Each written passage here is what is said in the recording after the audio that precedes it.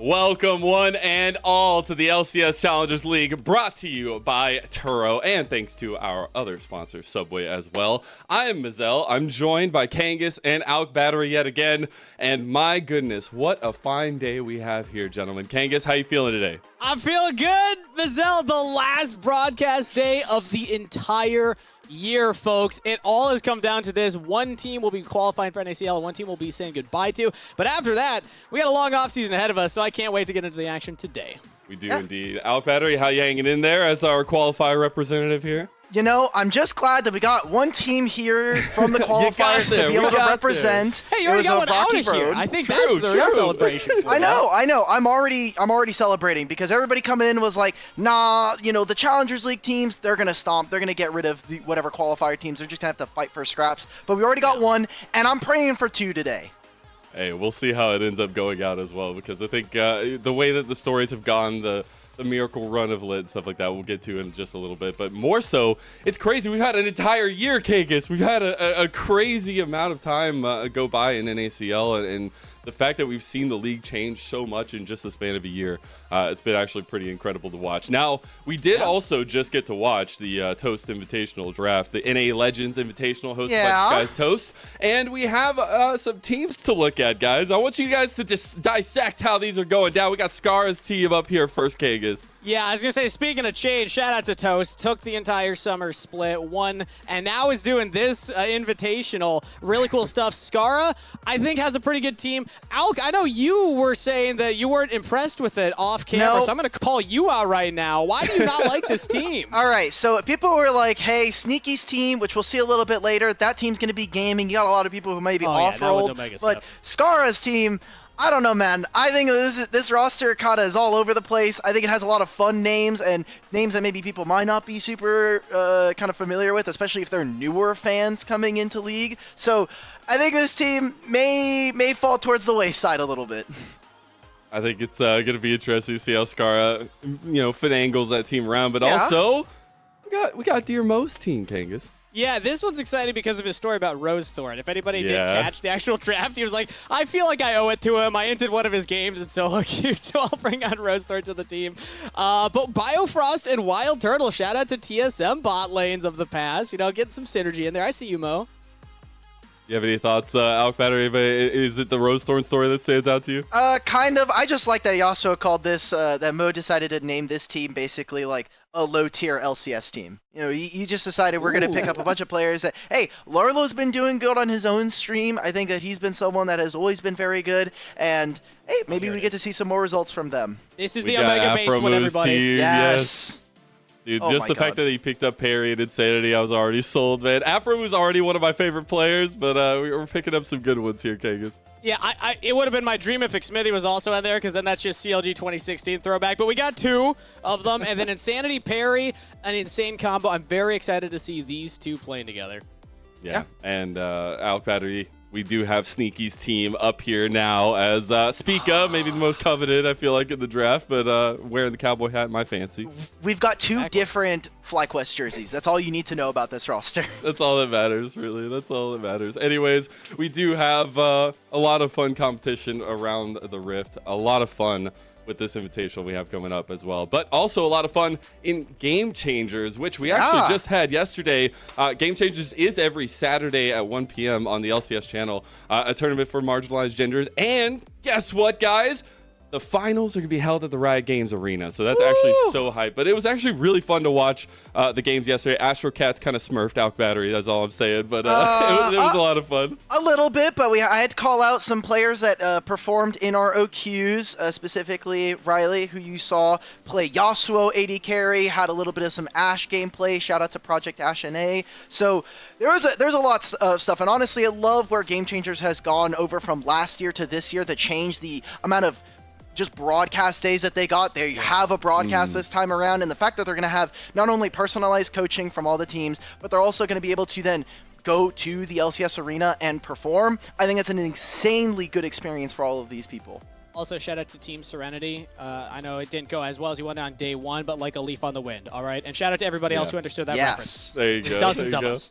Action continues on the 9th and the 16th at 1 p.m. Pacific time on LCS, so make sure you're tuning in there. But we do got to move on to our situation, our tournament, our final day, as it's been a long road here in the promotion tournament. But here is our bracket. Alk Battery, what has the journey been like for you watching a lot of these qualifier teams come through here? All right, I got called an insane fraud on the broadcast the other day by both Josh and Magical. Like that, bro? Did we just cut it right there? It's because everybody made fun of us for coming into our prep meeting and being like, look, guys, Lit, they don't look too hot. They're not looking good. They should not be able to do it. They make an insane run. They almost go undefeated until we get to that best of 5 versus Supernova.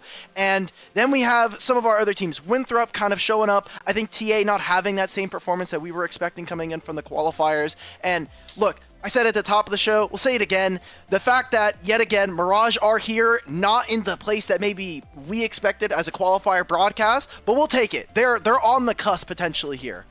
Yeah, the Lit storyline is the big one. I'm happy you mentioned Winthrop too, though, the collegiate representative here. We had a collegiate representative qualify in spring into summer. We did not have that happen again, but they still had a great showing, 2-0ing Team Ambition early on, and then taking games off of Supernova and Mirage. No small feat. Shout out to Winthrop and the collegiate representatives.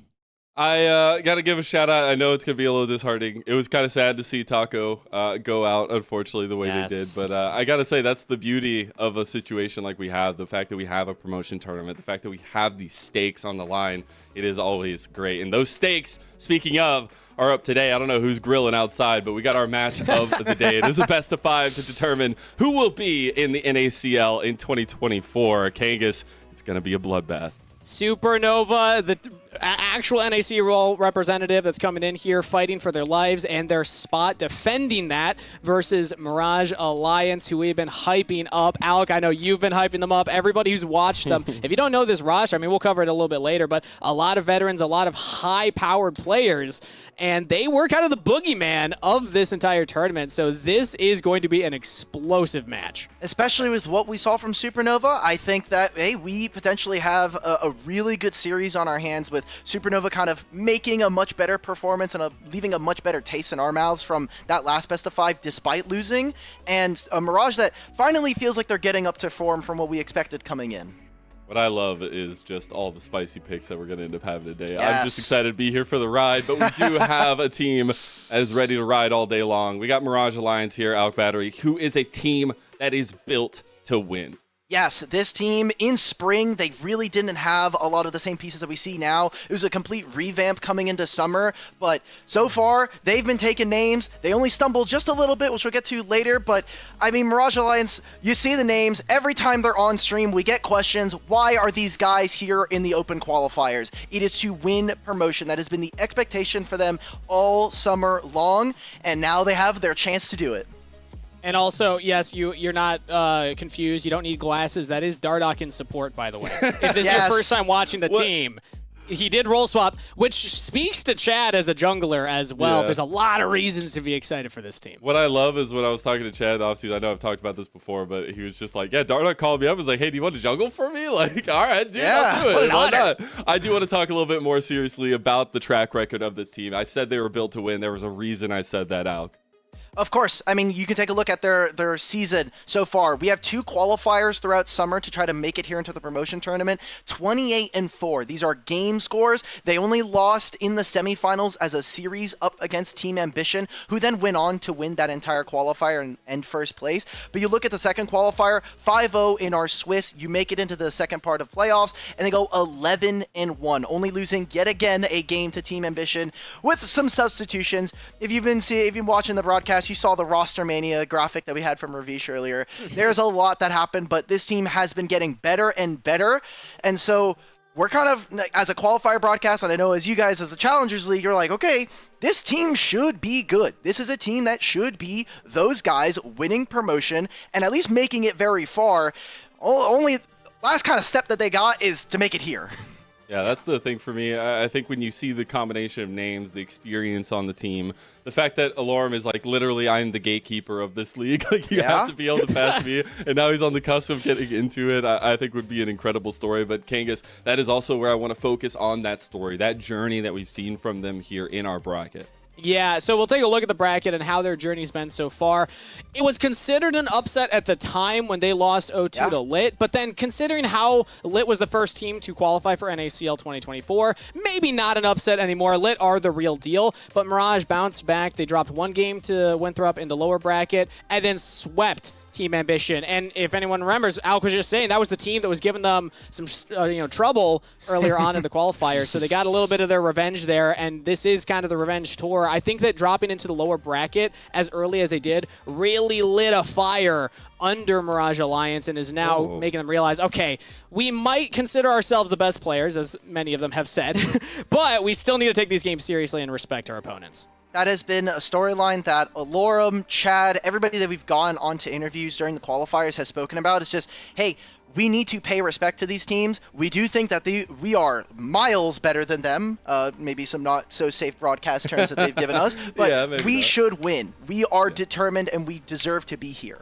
But I do also want to talk about their competition in Supernova. It is a classic of our scene to see them in a situation where we have all the hope of everyone going behind them, a lot of the backing behind them, a lot of the fandom behind Supernova. But it is the players, for me, that stand out the most. You got Quacker in the top lane, our most solo killy man of NACL summer. Best stat to track. Yeah, the best, absolutely. Why not? But it is also just a combination of things where they find themselves in this position. They did not have the greatest regular season, but we also see them bouncing back, and that is the hope of Supernova, especially in a situation like this, Kangas. Yeah, and we can even, I know we'll take a look a little bit at how their season ended, but that is the story of Supernova, was a rough start to things off the ground. I know Trevor and the rest of the team were struggling to get like the proper scrim time, the proper practice time that they were hoping to actually make an impact early on, but they were able to shore up some of the weaknesses that they had, and they hit their stride come mid-split, right at that transition from the first to second round robin, I think is when they really showed, hey, Supernova, they're taking wins off of some of the top teams, but they were not able to maintain that upward trajectory, and they just kind of stuttered a little bit in that mid zone and ended in the bottom two. But I still think that they were hitting their stride, and they are a threatening team. They are one of the teams that were able to take off games against Lit, which we'll talk about again later. But still, I wouldn't even say that the 11-25 record from the regular season is fully representative of how good they actually were. I was going to say, I mean, you look at their scoreline there, they're basically a single series off from Maryville, which you can say is a little bit of cope, but like they had a very interesting last couple of weeks where it was one series away from maybe them swapping places with Maryville.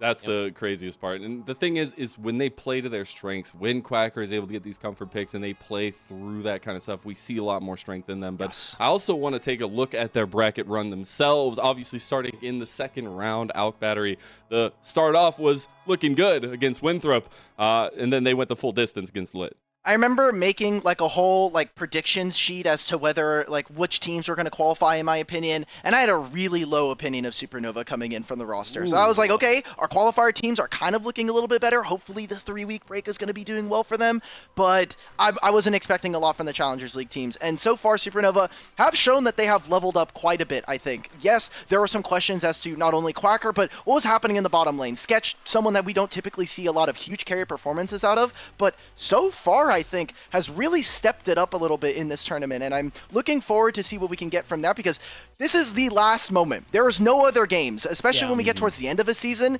Your last game is going to be what people are going to remember you for next year.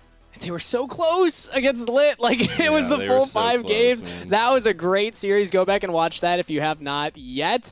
But there is a world where Supernova have already qualified, and this is Lit versus Mirage for that last spot. That is not the world we live in, though. Supernova will have to defend their NACL position against the scariest qualifier team based on how the qualifiers went.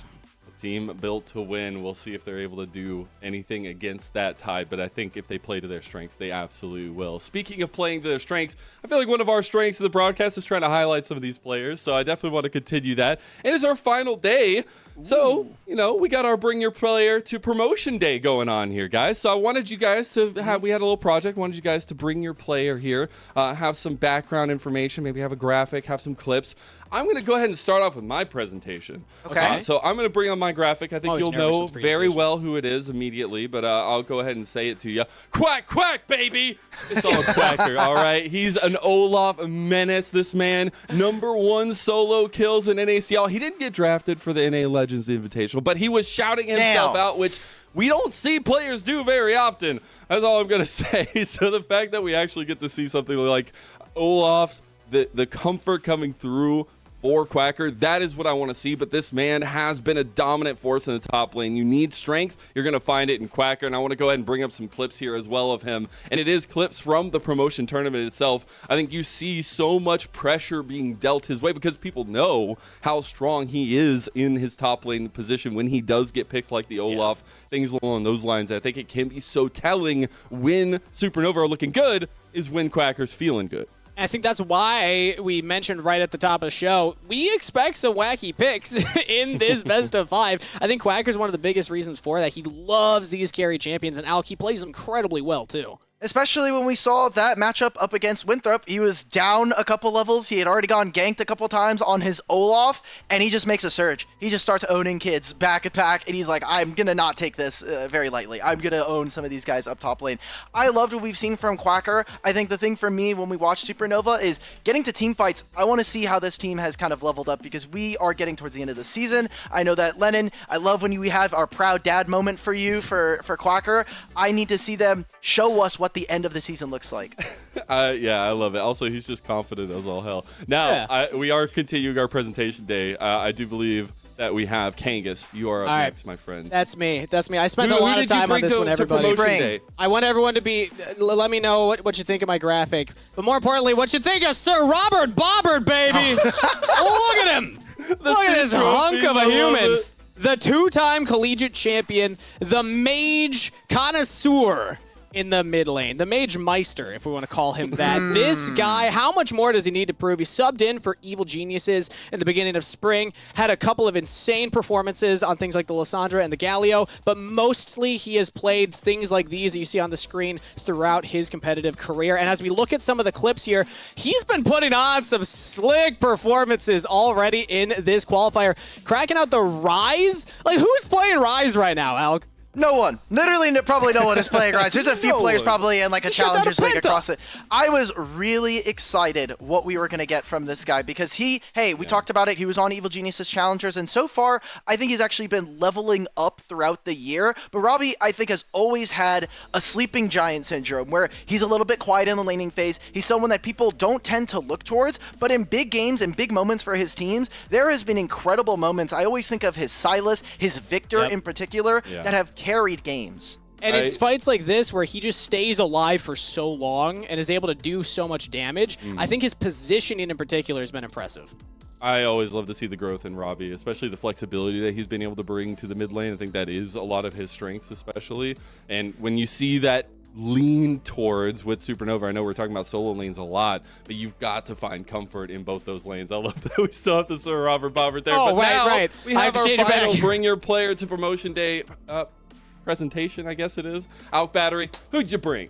I had to bring one of our qualifier boys, Chad Jungle. Chad McChad. Look, I had to do it because we had a Baldur's Gate kind of premiere at the beginning of the week for promotion tournament, and so I had to do his character sheet. He's Chad. He's that guy. He has proficiency in ganking, the trash talk. He's a leader for this team, and I think the most important stats that we can take away are his charisma, because this team follows him everywhere. When they need him to make plays, when he says, I want to go for an invade or I want to go for vision, try to track for the jungle. Look, I mean, you can see it in the clips, right? Like, you have Dardoch roaming with him. You have everybody moving over for what he wants. That has been one of the biggest things Chad has attested for this team is their ability to just drop what they need. They know that we're playing for Chad. Hey, he's doing pretty well for himself. That's what I love, is that he is still playing like the Chad we know and love. This is a Yes. guy that we followed for so long, it feels like, and the fact that we get to see him being successful around a bunch of veterans like this, it just shows that he does deserve to be in a position, and especially if he earns it today, to be in that position in NACL, Kangas. Yeah, and it's important to highlight again the fact that Dardoch is willing to support for this guy. I think that's like one of the biggest flexes that you can have as a jungler is that fact alone. And I'm happy that we're highlighting him. I'm honestly happy with all the choices that we've had because all these are players that I would have followed their stories, whether they qualify today or not. I think all of them have bright futures ahead of them, and we need to be keeping our attention focused on what they're able to accomplish next. Well, yeah, Chad, great choice, Alk. I like that one. Thank you. Yeah, got to give some love towards Chad, but also a bunch of players in this that deserve looking at, right? I think that's the biggest thing to take away. We have some good players here today. But now, speaking of those good players, we're getting ready for our first game of this best of 5. Winner of this series gets into NACL. Loser goes home for the year. Now, guys, Kangas, get your arms ready. You're going for a long one, all right? You ready? All right. Ready? Take it away. All right, caught it. We're good. We got it. Thank you, Mazel. There you go. Alk, game 1 on the horizon. Pick and ban has begun. I want to take some time early on to pick ban now to reframe, refocus on what expectations are for these teams. Because we teased it a little bit that they like to draft some silly things. Sometimes they have these niche counters. Give us a highlight. What should we be expecting to come out here in game 1? So, one, we have to look at our top lane. We've been talking about Quacker, but I think on the opposite side, Alorum has always been the guy to just have different counter picks. If Gwen's very popular, he's going to bring out the Urgot. If Cassante is going to be your pick, he's got Shen, he's got Trundle. And when we look at Quacker, that's basically what he's been playing throughout all of the summer. And coming into promotion, Renekton's been a very big pick for them. So I'm looking to see what we get from Supernova and what we get from these two top laners. Well, we only have the Poppy ban from Supernova when we look at Alorum's pool and what he likes to counter with. So he will have some of those other niche ones in the back pocket, banning away a lot of junglers. So Chad has a couple of interesting thoughts on music as a jungler. I think we'll be able to hear from him maybe later in the show, but they are banning away 3 of the ones music plays the most. So Supernova will go for the Tristana first pick. And I loved that we're getting those two because I do want to see kind of what music looks like when we get off of those 3. It has been mostly the Sejuani and the Maokai, and then we get a little bit of Vi mixed in there. I like that we got some Volibear later on in the season, so I am looking forward to what Music's brain is thinking. But for the side of Supernova, taking away that Tristana, a very big pick for Mirage Alliance, as they've really relied on Sudsy and Chad as a mid 2v2 to walk in, roam, and be very aggressive, and it allows obviously for that side lane for Supernova. It's going to be answered with Rel for Mirage Alliance. I assume this is going to Chad. He has been piloting this one. And a Caitlyn early for Neo. Okay. We saw this. Hey, if anybody's unaware, we're going 13-16, so the Caitlyn buffs 6 headshots, 6 auto attacks is all you need, which is a very big change. It doesn't change how she plays, but it is a massive amount of damage. And so for Neo, this has been something that he's highly prioritized over the Aphelios. And we get to see from Supernova what they're going to be able to pick around. Sketch has been the one to take the Ziggs from time to time, and I like this as an answer versus Caitlyn. Just outrange her, make sure she can't play the game. Oh, and the Ivern on top of it. This is a pretty nice early draft from Supernova. They can take turrets incredibly fast, and Ivern can keep everybody alive from the engages. But there's going to be a lot of damage behind the engage from a Mirage Alliance because they lock in Syndra. Yeah, no, so now I'm worried here for Mirage Alliance. Like, Syndra is great. We'll be able to deal with Tristana, but the second you fall behind in either side of this mid matchup, you're going to just get completely bodied for the rest of the game. And when we have a Ziggs, we have an Ivern as well. I'm worried here for Sudsy that the second that he gets caught out, if there's any CC that kind of falls on top of him, he's just going to crumple. And we look at Supernova and what they're going to try to be able to go for. I think that if you go for a much harder engage, I think we're looking at our supports, Leona, the Thresh. This is something that could be an issue for Mirage Alliance. Mirage Alliance is instead focusing on the top lane pool, danning away Darius. One of Quacker's pocket picks, but interesting choice there. That makes me think they're going to lock in top lane and save that flex pick of Rel till the very end. Yeah, and there's the Olaf ban as well. This could also be that they're kind of waiting to see, like, hey, we're not just going to give counter pick to maybe our support, our top laner, but we're actually looking for Chad here. They talked about it in their prior series that Chad was like, I thought this was a Graves game, and in that first game versus Team Ambition, Dardoch in the drafts goes, I think this is a Kha'Zix game. I think this is something you should just go for. And Chad, obviously feeling empowered, feeling emboldened, decided we're going to step up, we're going to try to play it, and he had a really big impact in that game. So now we're going to see what Mirage Alliance, what Alorum is going to blind pick here. We're expecting it for him to pick here, as he has been someone that always is just weak side. There's very little resources that go top lane. He always is someone that has a little bit of a weaker laning phase, but come team fights, he's a massive impact. Can I get an Ornn in chat? Maybe. Oh! The counter! They are saving the counter pick. Rengar locked in for Chad. That means Dardoch will be playing the Rel. You've got an Ivern? Well, guess what? Thanks for all of the free hops. This is something we got a little bit of from Chad in the qualifiers. We haven't seen too much of it, and I'm glad that we saw Poppy get taken away very early on from Supernova, so definitely is empowering that. Now for Supernova, we need to see tanks. We need to see hard engage. For Quacker, what does that mean? The Malphite's already gone. There's nobody like an Olaf for him to really pilot. I think Cassante blind is going to be his best option, but getting onto this backline I think is going to be a little tough. Okay, Renekton's also up. They can go for that instead. The Alistair can be that primary frontline engage, and we do still see the Ornn from Alorum.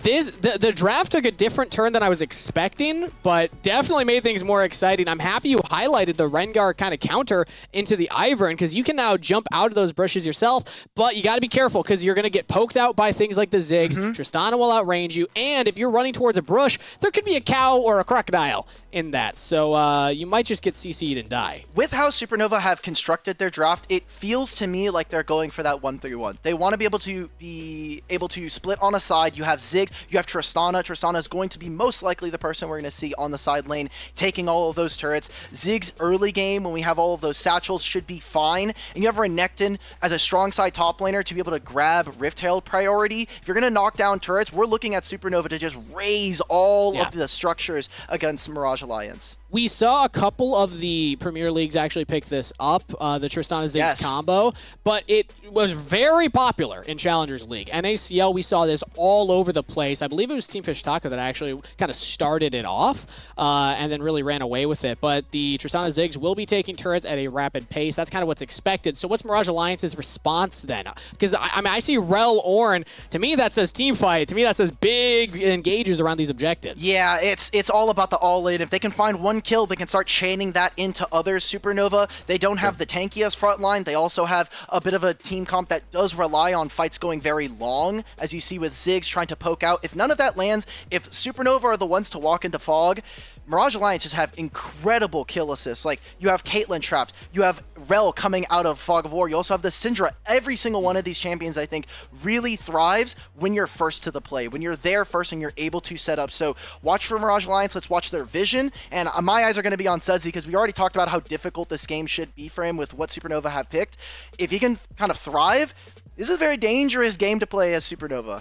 Yeah, and as we're waiting to get into the actual game, I want to dive into that a little bit more, because you're putting the the weight on Sudsy from Mirage. I actually think a similar weight is on Robbie Bob from Supernova, because if we're expecting Mirage Alliance to control more of the engages around objectives, if they can get there first especially, it's either going to be up to Trevor to be the big tank meatball to walk in and absorb everything, or it's going to be on Robbie Bob to push a different lane. So maybe some pressure on the Tristana. What can you get done around the map if you're going to be sacking some of these early objectives? But either way, we're going to be getting into game here very shortly, Alk. And here it is, game number 1, the final series of the entire year. Woo! Right now. Oh, man. And honestly, what a better way to start this. We get Chad's Rengar versus Music on the Ivern. We actually got to talk to Chad a little bit, and so let's take a look at his thoughts as to whether or not Music is playing a champ of his or not. The best team of the tournament besides us is rough, because it would be either Supernova or TFT, but they both have like bad players on both ends, so it's really a competition who's worse, We have like a player who's role stop to support who is trying to do their best Dardoch impression on NXI, but even then it's like really not it. And then we have the other team who has Music Jungle, who only plays carries on stream, and then he's stuck on Maokai Sejuani on stage. So it's like both, they're one of those teams is the better one, but I can't tell which one. There's a reason you had Chad's charisma at 20 on the pre-show graphic. We love talking to him because he gives us sound bites like that. Calling out Music, who notably, they did ban the Sejuani and the Maokai, part of why I was so excited about that earlier. Okay, well, we can take a look. Ooh, look at that. There are a lot of Supernova fans in the chat right now. So, hey man, if you want to get active, remember you can go through the chat. You can start spamming SN and Mirage Alliance, or you can get active on social media as well, twitter.com, or x.com, I guess, at this point. Hashtag NACL to get involved with all the action. You can, hashtag NACL. Maybe we'll even get your tweet on the stream.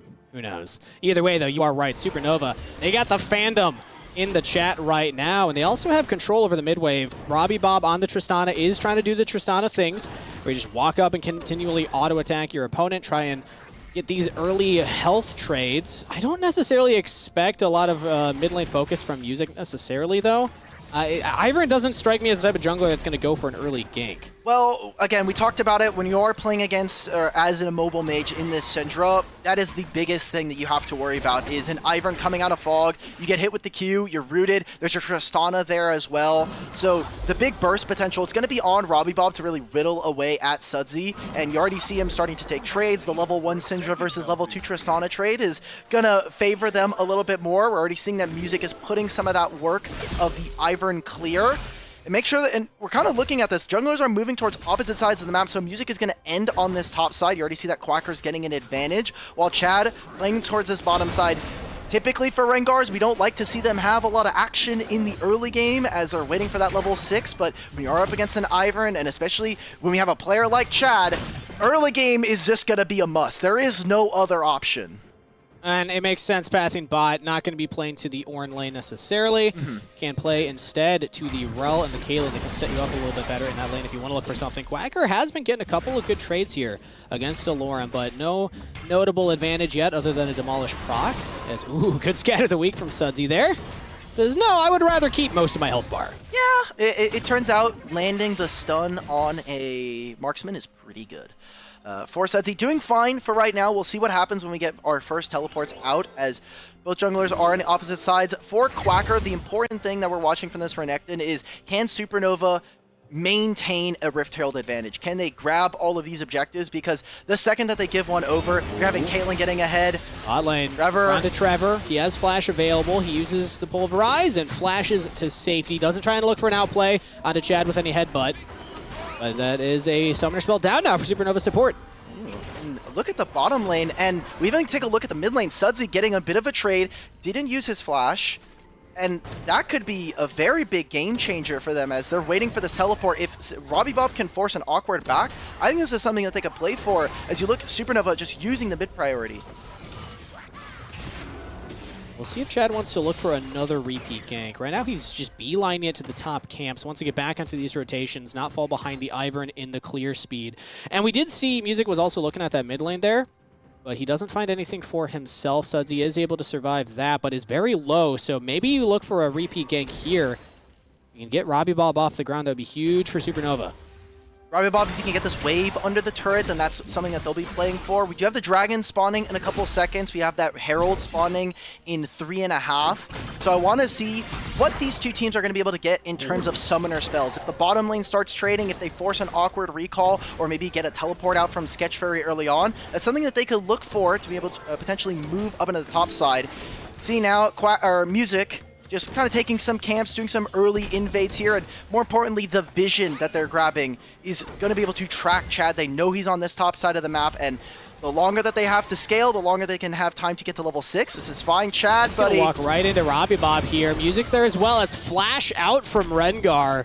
Mirage Alliance will not have that summoner spell on their jungler if there is a scrap at the dragon, which is just spawned. Level 6s are starting to come through for our solo laners here, and that could be a very big make or break moment. We've been talking about how Renekton is very important, but if Mirage Alliance tend to move their bottom lane up for this play, they do have that Ornn ultimate, which is definitely a much better engage tool than what anything that Supernova have. True, and Aloran does push in the full wave, starts walking down the river in case there's something happening here at the dragon. Both teleports have been used. Robbie Bob and Sketch actually still have theirs. Thanks for highlighting that one. But they will not actually get to the map fast enough. Mirage Alliance secure the dragon uncontested.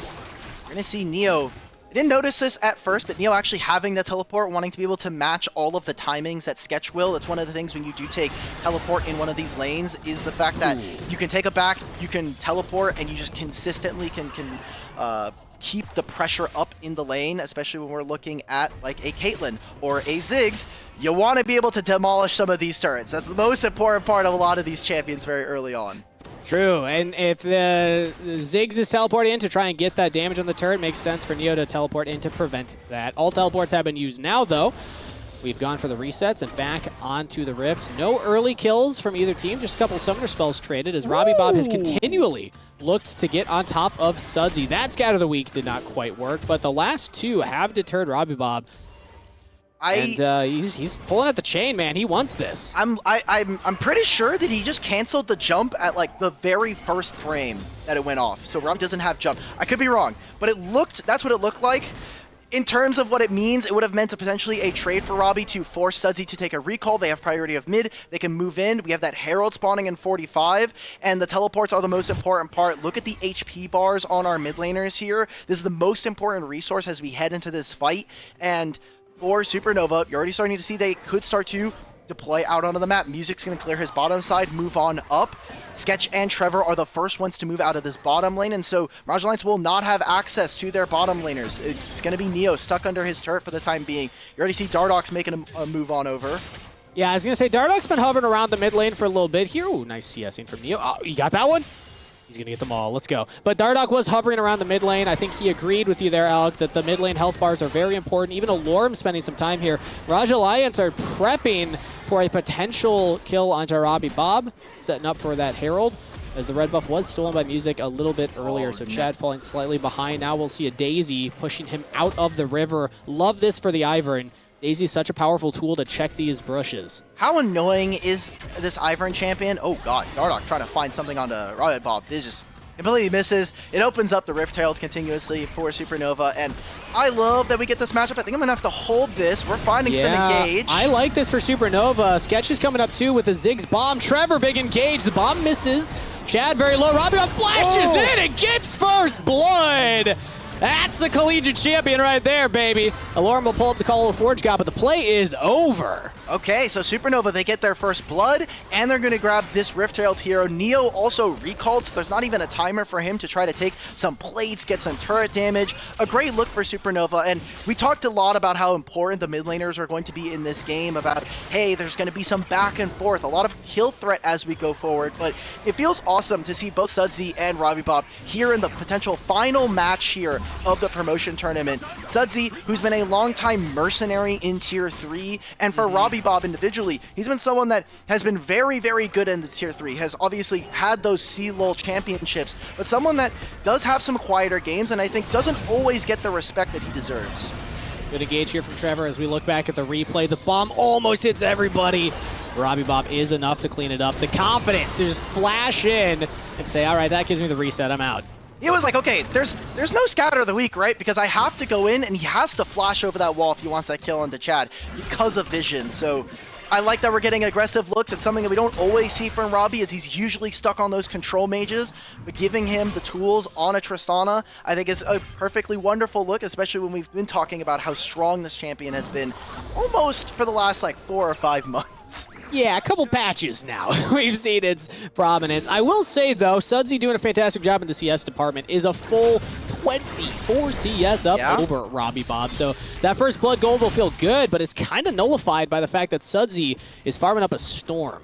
It's very funny to me when I look at Sudsy on this roster, just because typically Sudsy is someone that has a lot more experience than his counterparts. We even look at in spring during the promotion tournament, him with Team Tony Top, where he was one of the more experienced members with Tony Top up at the top lane. You had Wallflower, who was originally iconic from the Golden Guardians and Maryville rosters. He was one of the guys I was saying, like, I came onto this Mirage Alliance team. I said, look, I'm going to have to just learn. There's a joke that he's the 5th best Gragas on the team. And he's learning a lot from Neo and specifically Chad and Dardock. Okay, didn't quite get him under turret there. That was a cute little play. Teleport, we want to continue. It's being answered by Mirage Alliance. Neo gets the trap down onto Quacker, but Quacker's right onto the back line, and they will claim Dardock's life. Alorm was not there in time. Quacker should be able to They get can out turn now. this. Call the Forge God might be Chad. enough, though. Neo's got the damage. Ace in the hole takes it, and Shad's now joined in. Early flash from Trevor with the ultimate. Alorum says, where you going, bud? Double kill to Neo. And look what's happening in the pip at the same time. Sudsy was potentially threatening to move on over, but Music and Robbie Bob holding down the choke, making sure it doesn't get much worse for them as Mirage Alliance start to creep closer and closer to 1,000 gold lead here. I want to see how they use this Rift Herald. It seems like they're going to use it in mid. Robbie, so close to a solo.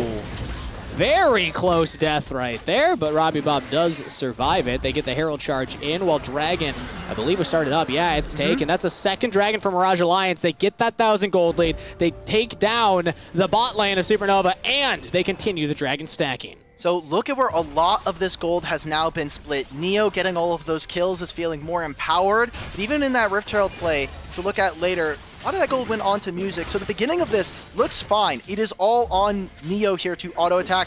But once the Avenger beams come in, it is for Supernova that they're like, okay, you stepped too far. This is one of the reasons why they made Unleash Teleport at 14 minutes in the first place, because they didn't want to punish bot laners for walking over the halfway point in the lane. Yeah. So we get the replay here. Really good job. It's unfortunate that Quacker flashed that way. I think he was expecting for Trevor to land that combo and it would have stopped them. But now that they've gotten 2 kills, now that Sketch is kind of stuck in this lane, he will be able to teleport. Those are a lot of plates given over to Mirage Alliance. Really good satchel from Sketch there, but it was not enough to save Trevor's life, who was so close to stopping the second call of the Forge God activation with that headbutt. The margins are so small in these kinds of plays, but we're back to live Supernova. They send Robbie Bob and Trevor to the top lane here as Mirage Alliance are answering with Chad and Sudsy. It looks like we got different lane assignments now once we're back to live. And I love this small interaction where we get to see peer into the minds of the players. Neo, while playing Caitlyn, he's now gone for 2 separate builds with first items. It has been the Kraken Slayer start and then the Static Shiv start. This time around, opting for the Shiv. I'm interested to kind of see maybe later why he's gone for this option. This is something that will help him wave play. This is Dardoch, I'm pretty sure. No, he had Flash. He's Okay, well, playing he Ralph. has to use it. So Summoner's spell down. And the ultimate, right? Magnet Storm is not available, something that they can look for if you are Supernova. If you're going to try and punish, it will mean that Neo is by himself in this lane. Opens up for Trevor if he wants to go for a roam, if they want to try to force the summoner spells out from someone like Sudsy. They're going to take a recall now, and Supernova, not quite out of it. It's only 1,000 gold. Mirage Alliance are stacking dragons. It is a Hextech dragon as well, so this soul is going to be very impactful for a team like them. Yeah. And Supernova kind of need to keep that ball rolling. They need to get that early advantage. They need to start taking more turrets. There are very few plates that have gone down now that we've crested the 14-minute mark. I think you're from Mirage Alliance, you're feeling very comfortable with where you're at. Exactly. Going back to the point that you had made at the beginning of the game, looking at the draft, this is kind of ideal scenario for Mirage Alliance. You haven't lost early turrets. You haven't even lost like early, chunks of turrets to the Tristana. So instead, they're just stacking the dragons. They can now pull in with this big magnet Supernova anytime they want to, basically. Say, you will have to answer these dragons at some point. Our big call for Supernova was how important was your first Herald going to be?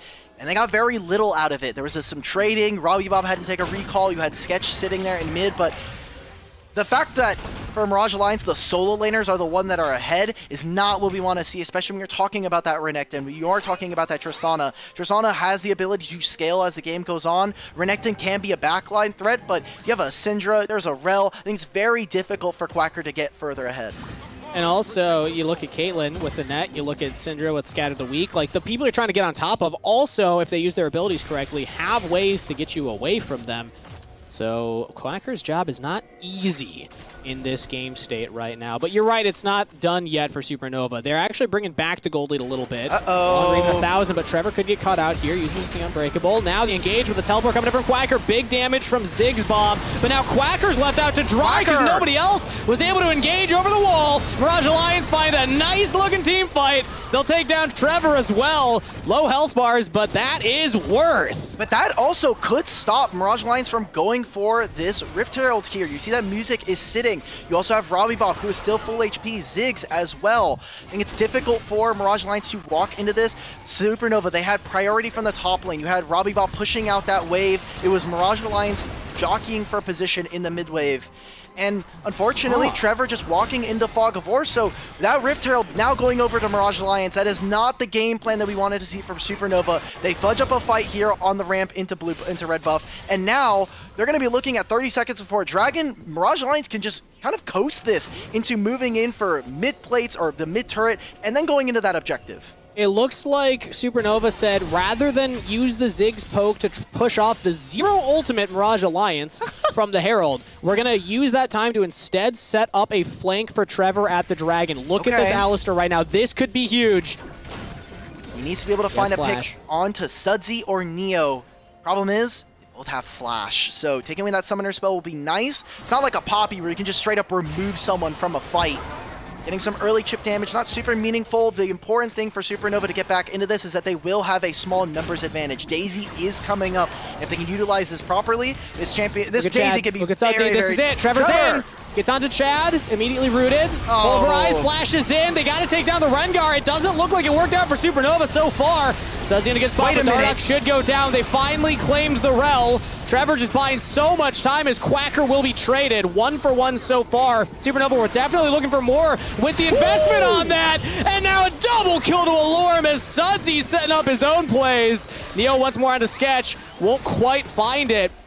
But Mirage Alliance absorbed the play and give it right back to Supernova. They want this turret, and there's a Dragon coming up right afterwards. Oh, they have here we go. Look at that Sketch. Oh, Trevor! He stops it this time! They got Alorm traded for Trevor's life. Chad, once more, though, jumps back in onto Music. Sketch is here with the damage. Ooh, the bomb misses. Maybe could have been enough, but Chad will not find more. Oh, wait a minute. Sudsy teleported for this play, so they're going to fight for this. Yeah, they get Robbie, this. Bob, and Quacker could move on over. I was worried potentially about fighting them as they exited the pit, but that fight was incredible and something that is going to break open the game for Mirage Alliance. If they end up winning this, this is going to be that fight that we're going to look at as the one that opened it up for them. Just take a look at this replay. Trevor was on that flank, but we didn't get to get too much damage. Look at where Sudsy, or look at where Sketch is. Look at where Robbie is not in position. But right here, I think, is kind of a turn point. Not only is Quacker able to get some off onto the backline here, but Sketch, his DPS in this fight was huge, threatening Dardoch and Neo. And the fact that Chad jumps right in onto Sketch is what actually saves the play for Mirage Alliance. Like, if Sketch was just untargeted that whole fight, he's unloading onto everybody. But Chad jumps in, jumps away, survives the whole thing, and now Supernova are like, wait a minute, we're all kind of clumped up against the AoE damage of a Syndra. And then we see the dive happen afterwards. Alorm gets to call the Forge God again. And remember that they kind of invested in this play. Supernova opted to not contest at the Herald to get Trevor into that position. Weren't able to cash out on it, so they not only lose that, they lose the Dragon as well. So we're looking at a 22-23 minute soul here for Mirage Alliance as we take a look at that Subway damage dealt last team fight. All eyes on Sketch. This guy has to carry. We've seen him start to step up on things like the Dravid and other AD carries, but this is kind of like their final mark. This is a last best of 3 for Sketch and Supernova to make it back in and to promote into the LCS Challengers League. It does rest on Sketch's shoulders because you see Robbie Bob's damage dealt there. So much harder for the Tristana to actually position in these fights when you're dealing with the range of a Caitlyn, all the CC on the enemy team as well. But Sketch is the one that's doing the damage, doing a good job of it so far. Supernova are down. They'll have to contest this next Dragon and do a better job from the last time, but at least they still got fight in them. I mean, that was a clear game plan that they had, was get Trevor behind them, go for this big flank. It didn't work out, but I love to see the creativity regardless. Mirage Alliance, we talked about it in draft, they're like, okay, as long as we could survive early game and kind of get around them doing a lot of damage to our structures, we're chilling, and so Supernova find themselves in a very sticky situation.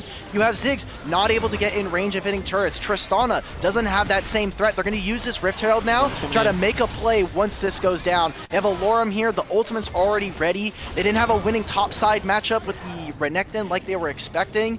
And so Supernova kind of have to redefine the playbook, get a little bit creative, keep going for flanks like we saw with Trevor, but maybe get a little bit more out of it this time. think Mirage Alliance there learned the wave clear of a Ziggs. They definitely felt like they were looking for a dive, and they will just commit to it on the next wave. Call the Forge God. Oh, they're getting in on a Sketch. The carry's down. Sketch out of the fight. That's the damage for Supernova. Trevor tries to get into the backline to buy space. Maybe it buys enough for Robbie to go up, but Dardoch stops it. Robbie flashes in. Can he pop off? He gets one, but he's taken down. Sudsy on a killing spree, and Chad with the shutdown. Quacker shows up far too late to the fight, and Supernova just lost 4 members. They're going to move immediately to the Baron here. A massive team fight here for Mirage Alliance as they fight, waiting for the turret to go down. Alorum's ultimate, this is why we've been talking about him. Hey, you can go down in lane, you can play top lane, you can get your 20 CS advantage, go ahead. I am going to be inevitable in a game, whether it's on my Poppy, my Scion, or an Ornn. Quacker and Sketch with the weight of game 1 on their shoulders. They're going to go into the pit. They're going to try and contest this. The poke. Turo Baron buff is secured for Mirage Alliance, but can Supernova now clean up the fight afterwards? No. They lose Quacker.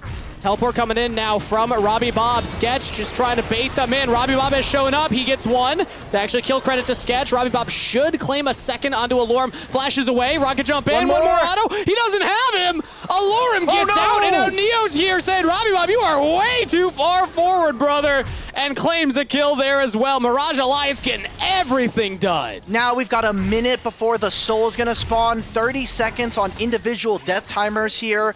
There's that Turo Baron buff being popped up. Mirage Alliance now can just put the finishing touches on this game. 7,000 gold up, and by the time that all of these members for Supernova respawn, they're still going to have to push out all of these waves, make sure that they're in a good position to actually go for this. The only kind of shining spot I have for them is that they have Hextech portals, and so they can get around, they can get creative flanks, but it's do or die at this point. The items that we see in their inventory at this point are going to be the items we see at the Soul. And Supernova, I think, are just too far out of it at this point. Mirage Alliance have kind of held strong. They didn't give a lot of early leads, and it was up to Supernova to make early action happen. And it's going to be a brute force for Supernova. They do not have this clever Trevor flank play because they couldn't get to the Dragon earlier. You had mentioned it in Pickbam. If Mirage Alliance get to the objective first, it is so brutal for Supernova to walk in. They basically just have to send Daisy in to die to check these brushes, or send Trevor's health bar in to get chunked out to do the same thing. Mirage Alliance are playing with this Fog of War incredibly, very forward position. Not controlling the river access, instead controlling the buff access and just preventing Supernova from even walking up. Now Supernova will finally make it in. Right now, Mirage Alliance, they gave up mid-control to be immediately in there. Like you said, they sent Daisy in. Daisy gets sent back out. You see how far Neo is playing back. Trevor goes in. They got it. Trevor with the flank, they're looking for it, but now everyone from Mirage Alliance, they're going the other way. They got under Robbie Bob already. Quacker's going down. Trevor says, never mind, I'm just going to back to base. We'll try and defend 3v5. Mirage Alliance played that beautifully. Oh, wait a minute. Maybe they're going to switch targets here. Sketch. Okay, he's got the satchel charge. He's not going to the turret, instead trying to make it back to the base. Has Flash to get away, but that is Summoner Spell down for Supernova's bot lane. This is the most Mirage Alliance thing they could possibly do, which is actually just fighting in between turrets. Wait, we're still going. Dardoch might go down here. Barely limps away, but Chad might pay for his crimes. Neo taking up turret. Flash from Trevor. Keeping him under there. Neo's taking so much damage. Who's going to hit Neo? Nobody from Supernova can get onto the carry. Trevor kept him locked down for an eternity. But Mirage will still get the turret and get out. He said, get down, Mr. Smith. You are not stopping me. He dodged everything. He's like, okay, you're getting me into the turret. I'm just going to get out of it. Still had that flash. The summoner spells have been the most important part for Mirage Alliance's success. And now they're going to use their teleports. They're going to immediately double teleport up into the top lane, start to wreck some of these turrets. The Turo buff is already gone. And at this point now, Quacker, he's just going to have to eat forward, slice and dice. That's just it. We're waiting for them. They have a wave that they're going to be waiting for at this point. Now what we'll see from Mirage Alliance is just suffocate Supernova out of this game. Take all of their jungle camps, take every little bit of gold, their last remaining structures. Music, who takes the Hex Gate to try and maybe look for a flank, but you have no control over that jungle, and you already saw members of Mirage Alliance, so easy pickup for Mirage Alliance. Now they have a 5v4 as they continue the siege. And I love this form of Mirage Alliance. This is the one that we were coming into the promotion tournament expecting.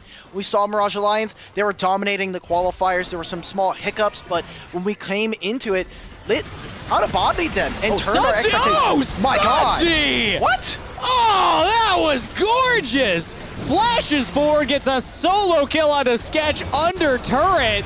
And now the rest of Mirage Alliance say, well, I guess we just keep going. I mean, lockdown Quacker. Alarm can take this up for days. Not quite enough damage to get the kill, as Music has respawned, has the redemption, but some slick plays. Sudsy is feeling himself right now. You say gorgeous. I'm a marksman player. I'm a bot laner for Sketch. I sympathize. That was not okay. That was a one-shot coming out from Sudsy there. So, we're just going for another engage. Dardoch with the engage on top. All the damage is gone from Supernova, and I think game one is as well.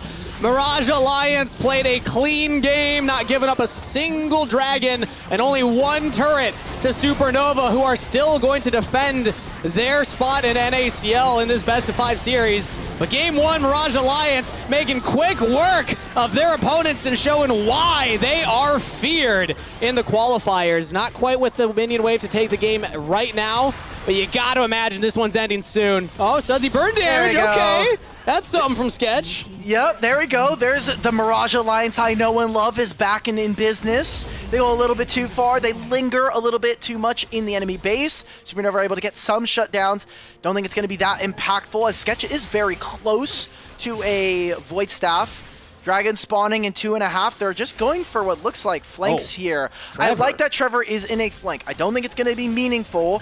No one is in the area. This is all going to be for flank vision for that Dragon. But you look at what's coming up. Kangas, what's that top right say? Top right says 22 seconds till Baron. Yeah. The Rivers really want to take a look here at Neo, who does get back. And is that a fourth item? Not quite. Half of a fourth item almost completed after that big push. And I will say, with the Supers coming in mid and top, at least those are the waves that Supernova can catch as they will look to contest the Baron. But Trevor's still hiding here. There's really no reason for Mirage Alliance to be on this side of the map. You already see it. Now, he's looking for a play. Supernova, they want to be able to push this wave out, have Alorum, or have Trevor, sorry, sit in Fog of War, find those flanks. Mirage Alliance are just going to start this Baron up. Chad is tanky enough. Just get onto Alorum, stun down the Ornn. He's got a big health bar, but Supernova really don't have other options right now, it seems. Now the engage from Mirage Alliance makes quick work of the front line. Actually, one front line. Neo gets a double kill, going in for Trevor now for a triple, while the backline just gets eviscerated by Chad and Dardoch. A clean 0 for 5 ace, and Mirage Alliance taking game one. And I feel bad for the end game screen because we're going to see that gold graph just ticking up and to the right, and it is going to be insane. 15,000 gold. Not even at 30 minutes quite yet. We haven't had a second Baron spawn in this game. And Mirage Alliance, they make quick work of the first seed coming into the promotion tournament. Not bad for Mirage Alliance in game one, getting that victory and showing why they are feared. Dominating performance, not letting Supernova into that game at all, despite Supernova's creativity and trying to look for these flanks, trying to look for these plays. But Mirage Alliance was able to absorb them and give them right back even stronger. And, I mean, coming into this one, we didn't really talk about favorites, so this might seem like cast or bias now based on how game one went. But I was favoring Mirage Alliance coming into this one. I think that these types of games are what highlight that. Hindsight is 20/20, Kangas. Come on. You know this. Yeah, I should have said it before the games. Now it doesn't count. Yeah. Okay. Well, we'll see what the rest of the series has in store for us, because Supernova still have a chance. They can win 3 out of the 5 ahead of them, or rather 3 out of the 4 remaining ahead of them. But we'll see after this break who's able to take game 2. We'll see you there. Subway refreshed their ingredients, their menu, and now they're slicing their meats fresh. That's why their new Subway Series subs are preferred by this champ. And his future champ. Pros who are talking heads prefer fresh sliced turkey. And pros who use their heads prefer fresh sliced ham. More deli meats are preferred by this QB. And preferred by his old backup QB. And if we prefer it, we know you'll prefer it too. Is this slice as good as your tennis slice? I can't answer that, but yes.